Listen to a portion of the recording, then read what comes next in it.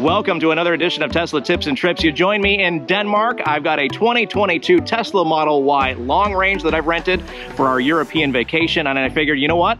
Let's do a comparison video. I own a 2022 Tesla Model Y Performance made at the Fremont factory. This particular European delivered one was made in China. So we're gonna do a walk around the car. We're gonna check out any panel gaps, any quality issues, and we're gonna do it all right here on Tesla Tips and Trips. Keep it here.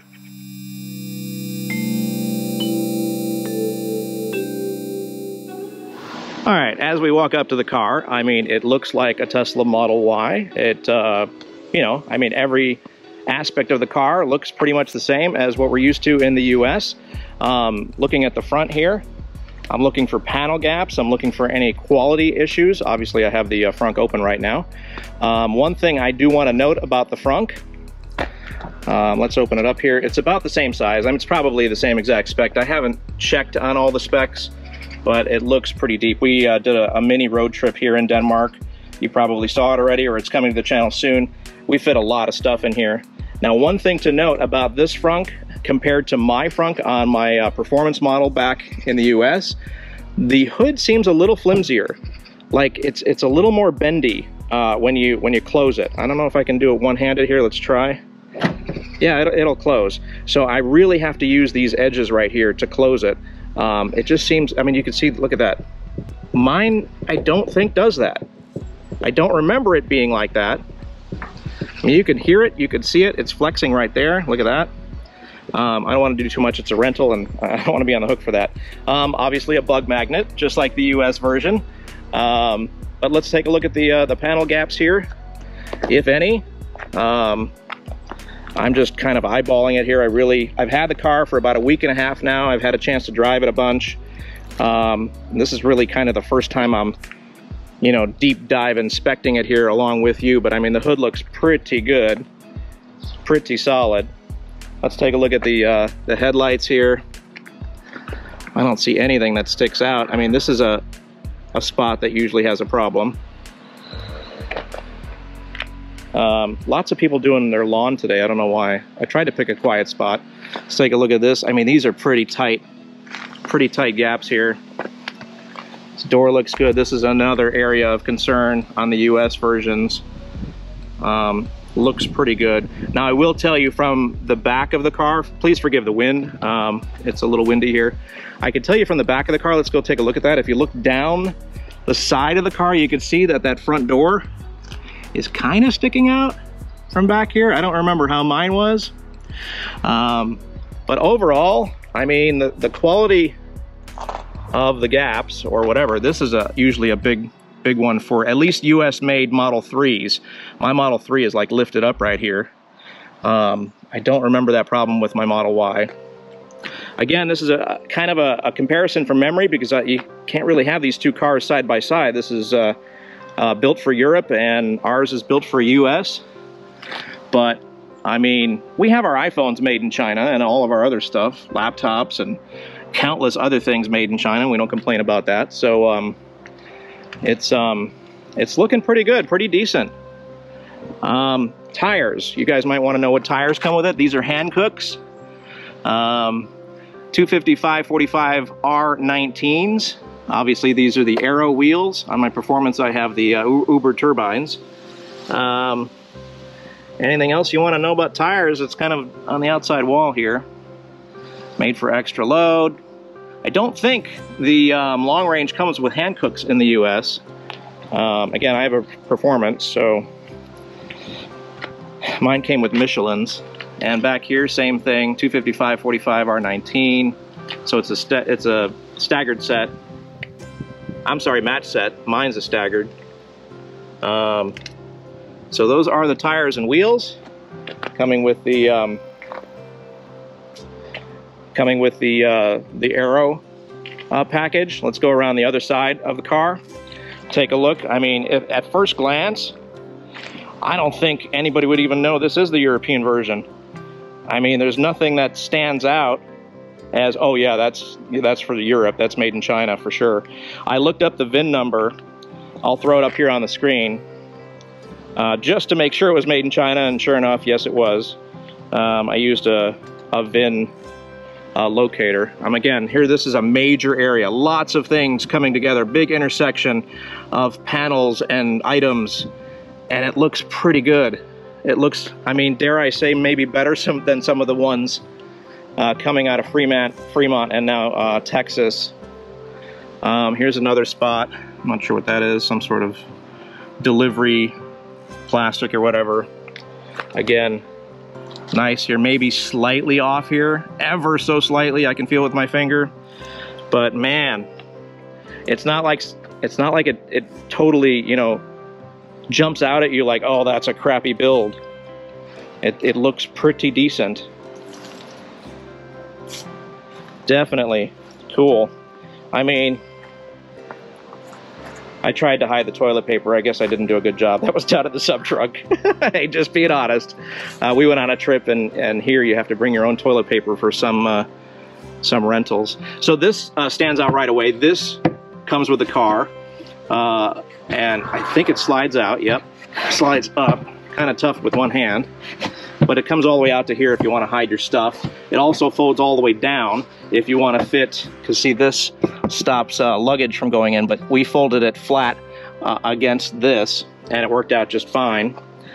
Sub trunk comes with a lot more accessories. We're going to have a different video about all the stuff that it comes with, as opposed to what doesn't come with in the US.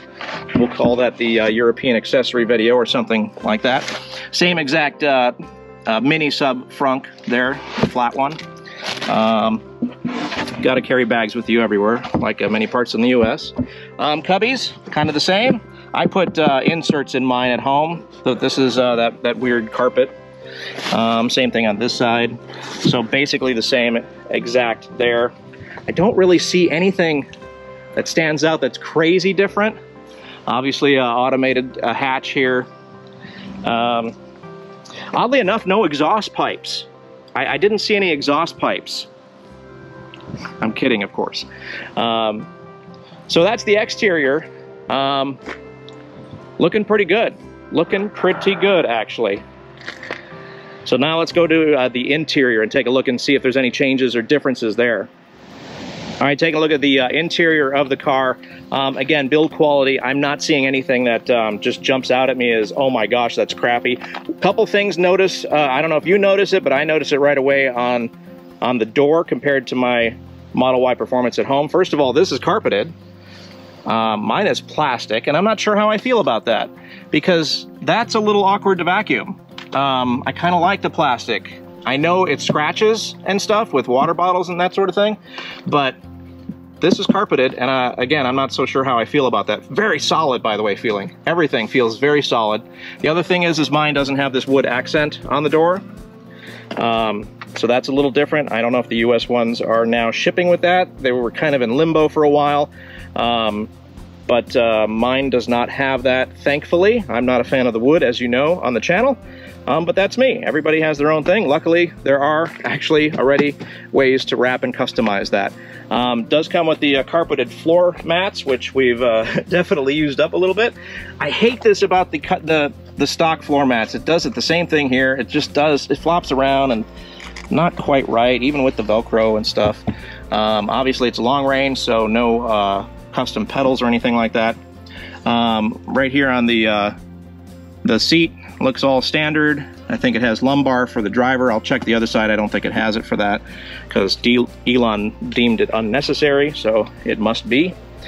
All right, let's get inside, see if there's anything that stands out inside. Oh, processor is definitely upgraded here compared to my one at home. Let's take a look at the additional information here. So there we go. I do notice that the AMD Ryzen chip is slightly snappier. I don't know if it's psychological, and I don't want to admit anything, but it does seem a little snappier when going through maps and stuff. Obviously, it's all contingent on your connection with your LTE and stuff for internet, but just, you know, poking around, using the interface. I've had it a week and a half. I've had enough time to check it out, and it does seem a little snappier, but nothing like, oh my gosh, I got to get a new car kind of difference. What else? Oh, this I noticed. it doesn't act the same way. Now, I don't know if this is just broken. Let me put this over in the carpeted door. It slides open, but it doesn't close like mine, where you touch this and it slides back. You kind of have to help it along. You have to unlock it. See, right here it's locked. Watch, this is locked. And then you have to kind of push in and unlock it and slide it yourself. It doesn't want to... I don't know if that's a flaw, design flaw, or that's just how these are. I'm not quite sure. But down here, kind of the same. USB-C ports down here. If you didn't know that, some people ask that on Facebook all the time. There are 2 USB-C ports here, and I don't know if you can get that 5th one. Obviously there's 2 in the back. We've been using them, so they're definitely activated. What else about the interior? Oh, the glove box is much smaller. Now, I don't know if that's shipping in the US that way, but mine at home is way bigger. Where am I looking for it? Here we go. Definitely smaller. I mean, we could fit like 2 of these in mine. And it comes with this nifty little, I don't know, case for stuff. Insurance cards and whatnot. There's manuals, but not really anything interesting. Did have a screen wiping thing. They do come with a USB stick. There it is. I don't know if you can see in the dark. There it is. We got this car. We rented it with 1,300 kilometers on it, and the previous renter, I guess, didn't know and didn't activate it, and it was still unformatted, which, come on, Tesla, why don't you format that and have it ready to go from the factory? Why did I have to do that? But anyway, it's working, as proof right there. So, yeah, the glove is definitely smaller. If you want to scan some how-to videos, there it is from UFO Drive. We didn't need any of that, obviously. We have a YouTube channel about owning 2 Teslas, so I don't think their videos would help us. Anyway, there's the passenger seat. Same accents with the wood and the carpeted, I guess, cup holder storage area. Looking at this, I don't remember offhand, but this looks slightly, it feels different too. Like it's more rubbery instead of plasticky, but it looks more aerodynamic. I don't know if that makes a difference or not. Up here we got our LED lights, same thing, hazard lights. I'm not seeing anything, you know, really drastically different about the interior. I'll go step in the back seat and take a look. There was something else about the nav that I was noticing. What was that? Obviously faster. Sorry to interrupt myself, but I just remembered the other difference between my Model Y and this one. The air conditioning is not only quieter, in my opinion, it's way more powerful. Like 4 gets it done, whereas mine is like 7 to 8. So just another difference that I came up with after doing the video, but I wanted to let you know about that.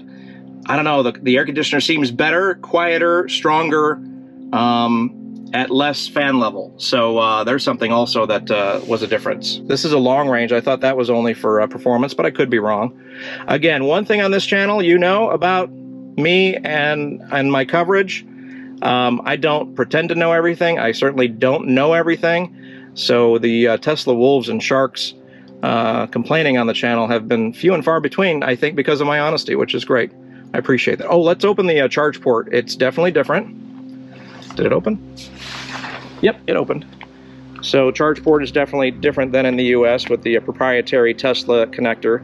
This is CCS and Type 2. And we've had no problem charging in Denmark, Germany, Netherlands. It's been pretty solid, pretty easy.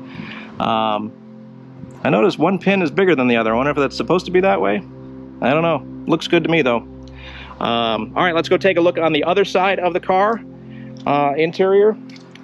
And I don't think there's much to report there. Let me get in the back seat, and I'll show you some stuff. Back seat also dirty. We've definitely used up this rental in terms of dirt and stuff. Anything oddly different? Seat, cup holders look the same. 2 USB-C ports here. That's all the same. Storage in the back of the seats, definitely the same. Do they have a cover on this? No, they do not. They leave this wide open for AirPods to fall into in Europe as well. So no update there. I mean, overall, the build is pretty solid. I have nothing really to say, oh my gosh, that's egregiously horrible or bad compared to some of the ones we're seeing in the US. Now, obviously, we're going to see some flaws on other models or whatever, but this particular build that we got, brand new, rented, I think there was probably only one other renter besides us at 1,300 miles, or kilometers, sorry. I think that's about 800 miles. I haven't done the math. Just really solid. I mean, if I received this back home, I'd be pretty happy. As you know, I've done reviews on my performance model at home. I'm pretty happy with that. The build quality was pretty solid. So I don't know if the Chinese are delivering this consistently. But I mean, even looking from far away, looking at the gaps, it's very uniform. I mean, I was seeing some posts of Tesla Model S plaids that are X's, I think. Maybe not S's, X's.